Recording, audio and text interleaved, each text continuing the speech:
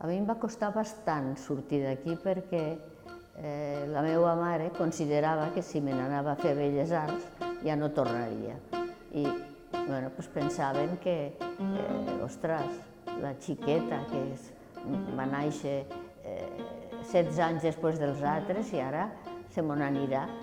Mon pare ho tenia molt clar perquè li agradava el que jo pintava en Soriano Montagut per aquest espai que us he ensenyat al riu.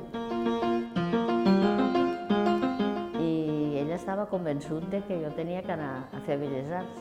Quan vam tornar de París i vam crear el que és el Llar d'Amposta, que ja el coneixeu de sobres, aquí es va fer el primer certamen i únic de cançó catalana, perquè nova cançó sí, també nova, però sobretot catalana. Després no hi ha hagut cap més, ni abans tampoc. Aquesta obra, el fet que hagi estat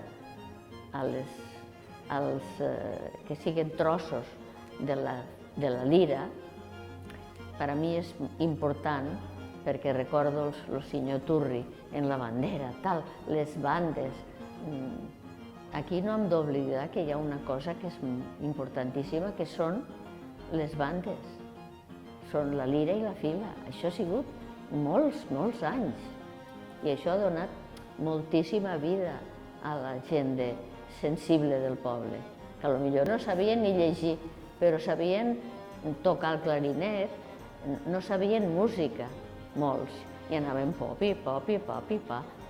Mira, i els concerts a la plaça, tot això és d'una riquesa. Jo penso que això jo m'ho he emportat.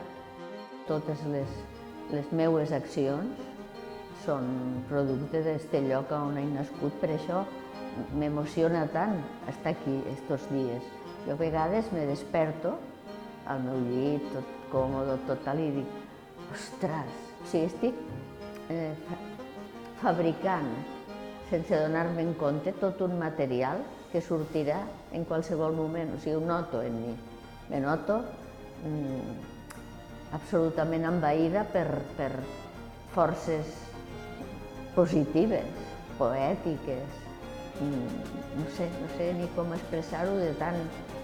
Jo soc molt feliç aquí.